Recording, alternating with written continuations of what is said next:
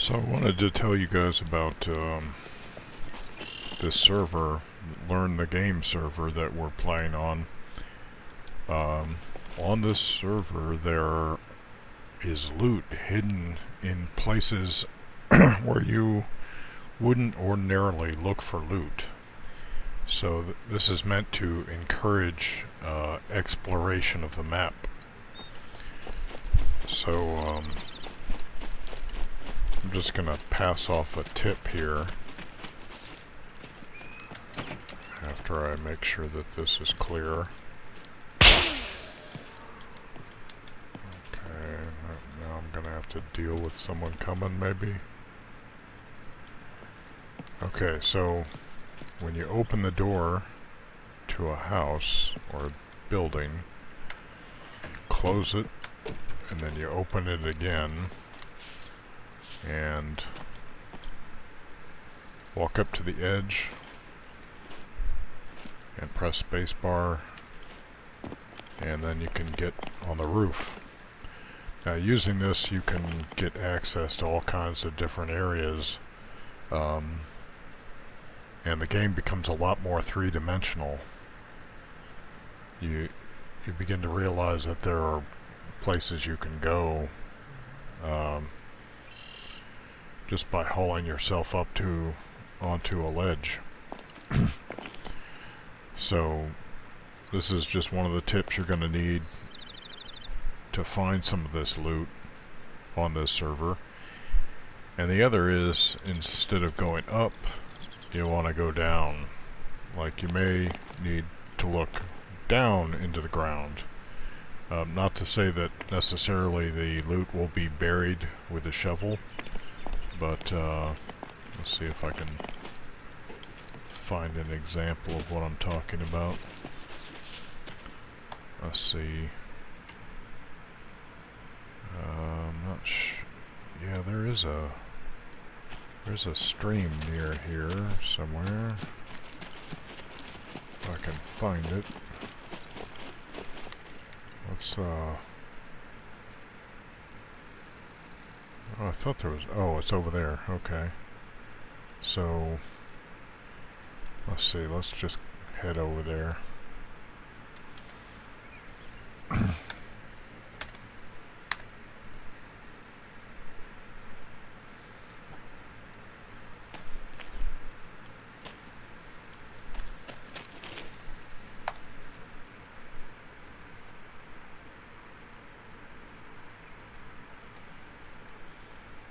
So I want to be headed this way, I guess. Is that right? Yeah, okay.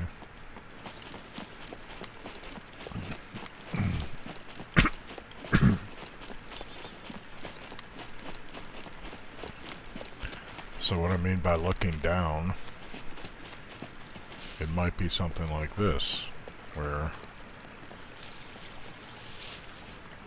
might be something hidden here or in the water.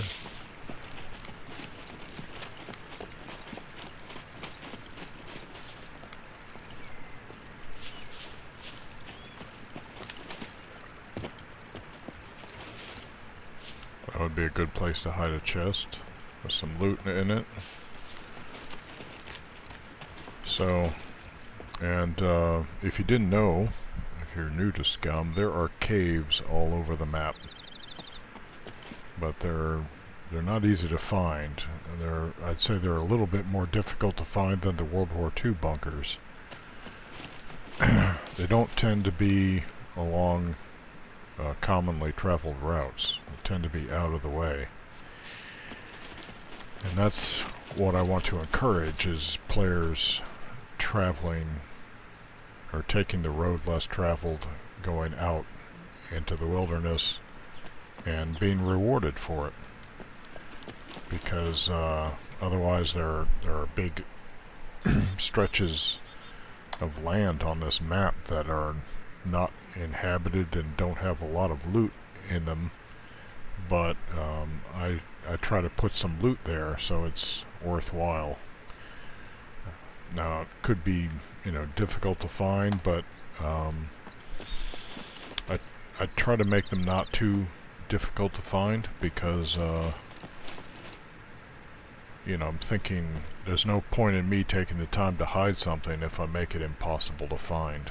So it just requires a little effort on the player's part. So if you would like to play on this server is called Learn the Game. It's in the US East region, and it's open to the public. It has a real 24-hour day-night cycle.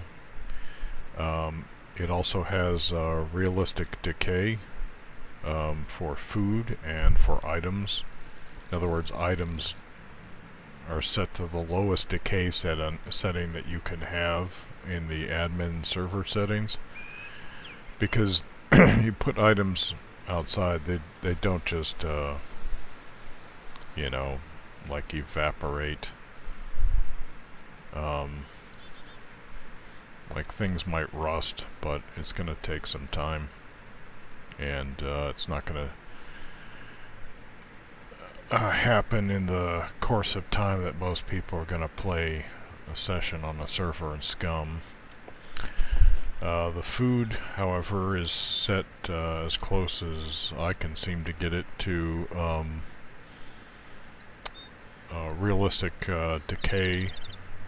In other words, like meat goes bad about when it should. Like at room temperature, a steak will start getting dicey to eat after about 2 hours. So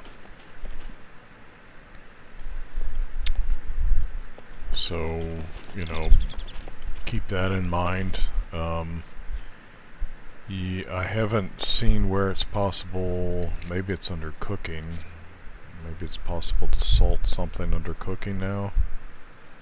But it looks to me like they took away our ability to salt meats. So that's kind of aggravating. Salting meat would help preserve it and allow it to keep for longer. So now you almost have to like cook it as soon as possible. Of course, there are refrigerators in the game, so if you can get a refrigerator going, you can throw your meat in there to preserve it, I guess. I've not even tried doing that yet. Let's see, what else? There are no mechs on this server. I like the fact that now you have more options for actually killing a mech, but I still find mechs to be kind of like a stealth game, and I wish they had some like smaller size ones, like a range of sizes of sentries or mechs, like in Generation Zero, but they don't. So I think the challenges inside a bunker are enough for players, because they do kind of require teamwork, and especially in the abandoned bunkers. Although I don't think mechs actually patrol the abandoned bunkers, but I'm not sure on that. Anyway, they're disabled on this server. Also, drones are disabled because they're just a nuisance. They don't really serve any purpose in this game yet, so I don't see any point in having that distraction. Some players say it helps them to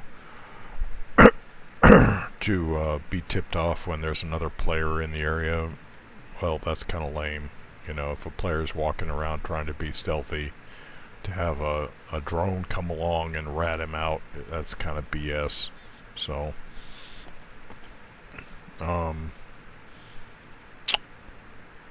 loot is set to 9.5 multiplier. It was set at 10, but then I turned it down to 9.5 just to really get an idea what the loot levels are like now, because it seems like 9 times loot now is kind of less generous in some ways than it used to be, as far as I can tell. So, and I'd like it. I'd like it to be possible to adjust the the loot multiplier for food separate from items, so that I could affect like how close a player might get to starvation.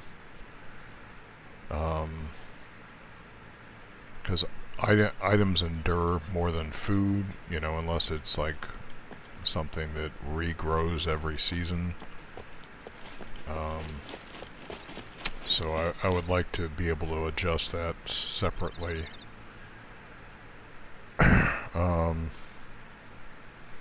There are vehicles like you've got some vehicles are like fully ready to go, and some are not.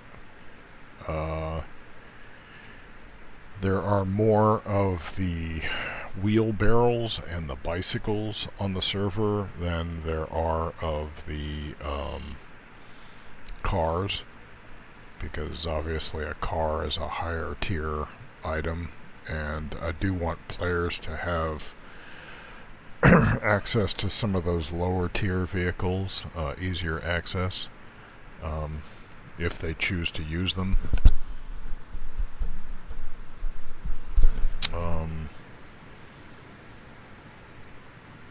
Let's see, I guess I could go through the server settings so you could see. There is a Discord channel. It's run by a friend, so you can make use of that.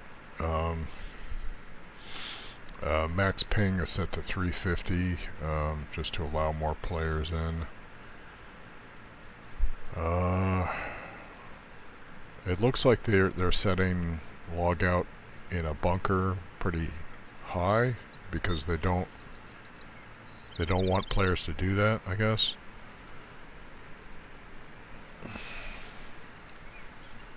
Which makes sense. Oh, mines and traps are disabled because I just don't like the chicken crap way of killing other players that those methods are. I mean, I agree they're realistic and they should be possible, but the way they get used is kind of cowardly and random, and it's very dissatisfactory to a player that's been working so hard on their character and their loot just to step on a random mine. Skill gain is possible in safe zones, because I'm not sure why it would be turned off. Let's see. Building restrictions are turned off, however the developers have numerous building restrictions that are mandatory, I believe.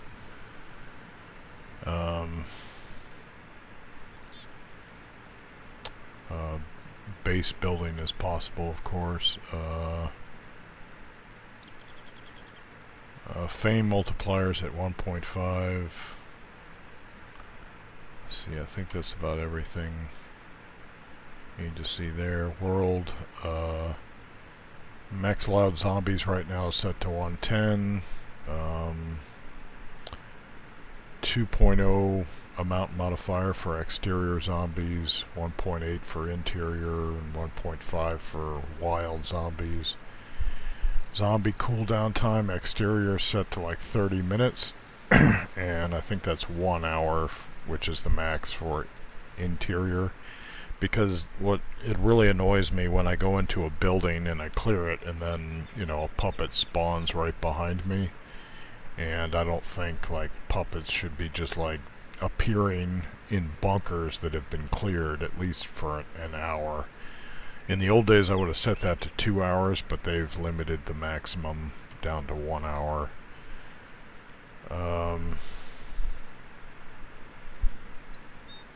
Let's see. There are suicide puppets.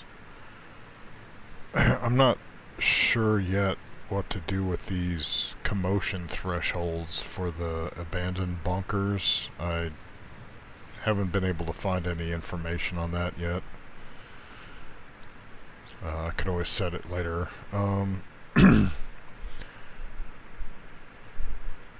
So, yeah, there is a slight difference in the time of day speed, but it's not huge. I would put it to 0.01, but the slider doesn't seem to want to let me do that. There is a little bit more light at nighttime. Seems like players like that. I'm not crazy about it, but whatever, players like it.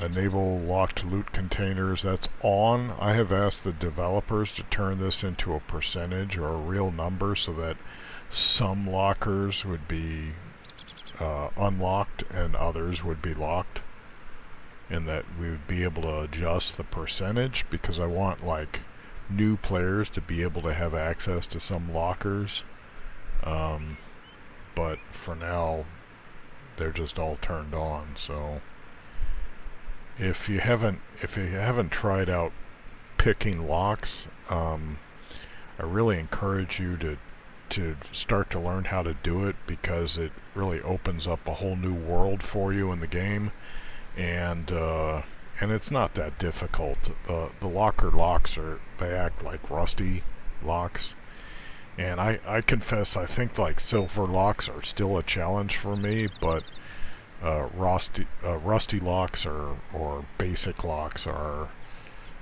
I think, doable for even the lowest skilled thievery players. Cargo drops will last for an hour, so it gives you time to get there and ransack them, and the intent of that is to also increase the possibility that players will run into each other and engage in combat at the cargo drop. Max allowed hunts on the map is at 6. I set the failure distance at 600 so that you could get some like long range kills with your hunting rifle.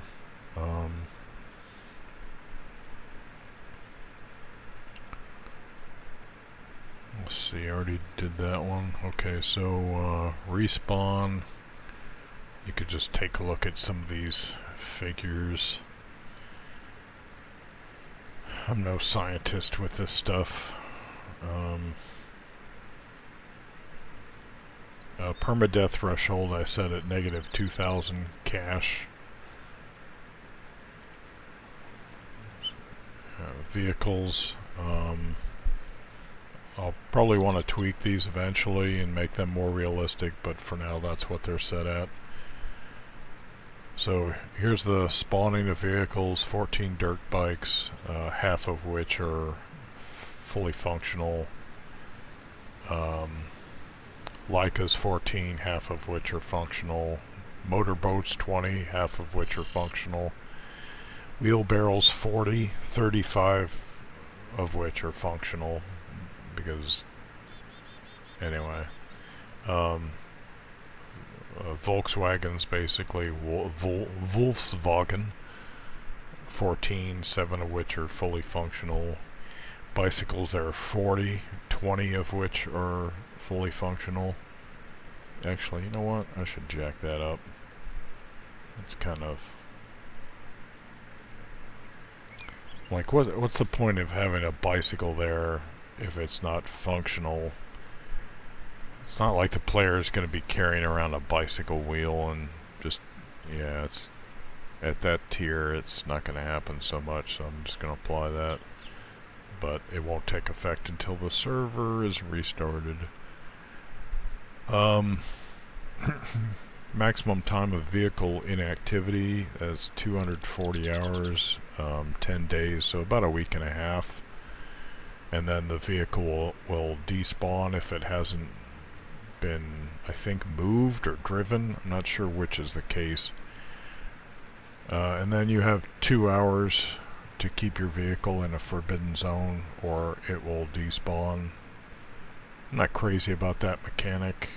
I'm not sure what the purpose of it is. I guess they don't want people camping in a zone. I don't know. Damage. I did have human-to-human damage turned up, but then I found it leads to accidental team killing. Because if your buddy accidentally hits you with a spear or something, and it's set to 2 times damage, that can really do a number on you, and so it makes accidents even worse. However, unarmed melee, like punching, I turned that up a bit, just for fun. That gives a opportunity for a player who wants to, I guess, silently take someone out by punching them. I don't know, a chance to do so.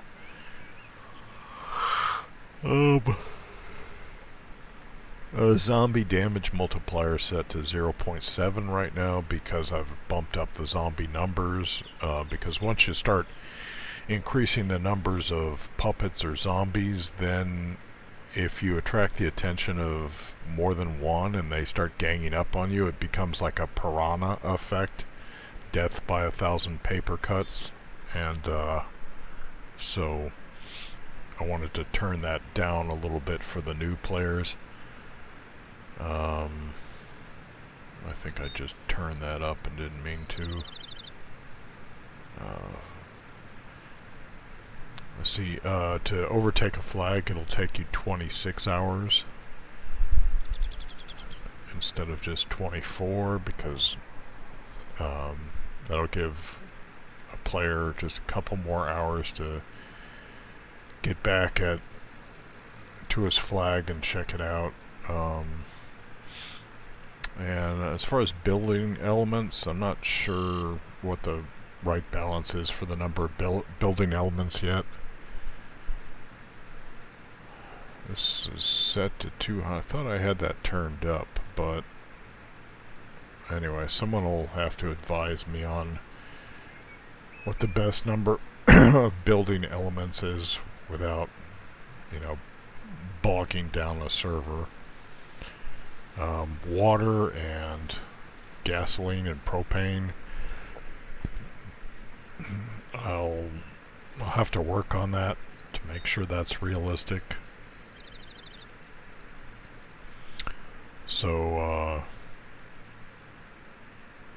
these multipliers used to be able to set, I think, an amount of time that a spawner would have to pass in order to expire. And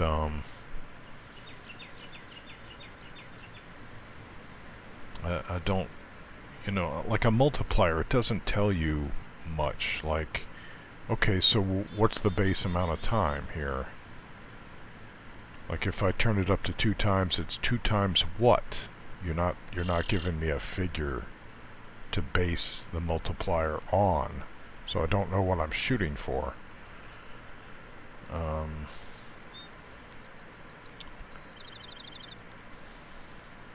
So farming, what does this say about itself? Multiplier that modifies plants examines spawner expiration time. That's just set to 1. And then first plant harvest additional chance. Oh, additional chance. Anyway, I set that to 85% because I wanted some failure in harvesting, because farming be tricky like that. Exhaustion is turned on. Body simulation speed is set to real time. So it takes quite a bit of time for food to digest in your system.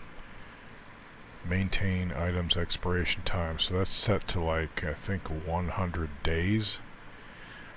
So if you put down a blueprint or you're starting a build, or you've made like a chest and you've stashed some loot in it, you'll only need to maintain it like every 100 days, unless maybe the chest decays first. I am not sure how that works, but it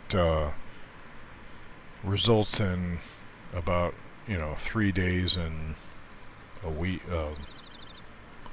or 3 months and a week, that something that's built will stick around, because I like persistence. I like the ability for players to actually make a mark in their world.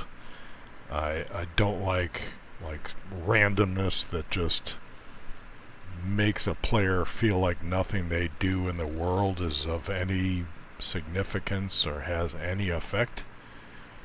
I want players to be able to make a mark in this world.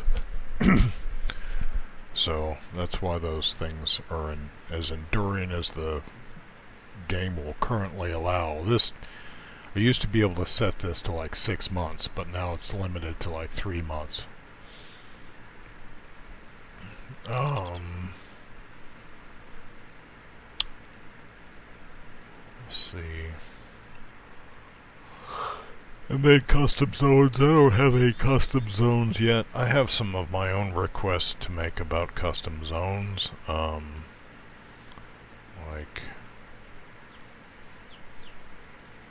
See, these all just say allow and block, allow and block.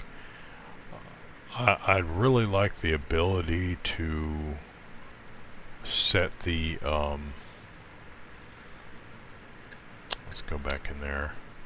I'd really like the ability to set the weather and the loot and zombie numbers and also zombie damage in a zone, so that you had zone-specific difficulties. That would really add to the PvE content if you could have like a zone that actually had zombie or puppet hordes in it, and it doesn't even have to be that big, because the custom zones are of an indeterminate size. So you could create something like events using these zones, but those options are not there yet. I'm asking for them because I think that would add so much to the game.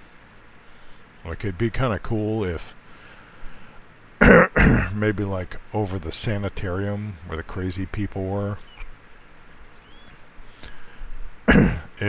or I'm sorry, the troubled patients, or if there was like a permanent storm cloud over it and it was like constantly raining there, and you could see it from other places where maybe like it hardly ever rained. I think that'd be kind of hilarious and cool at the same time. So you can make your own little like horror themed areas. Anyway, wishes, dreams.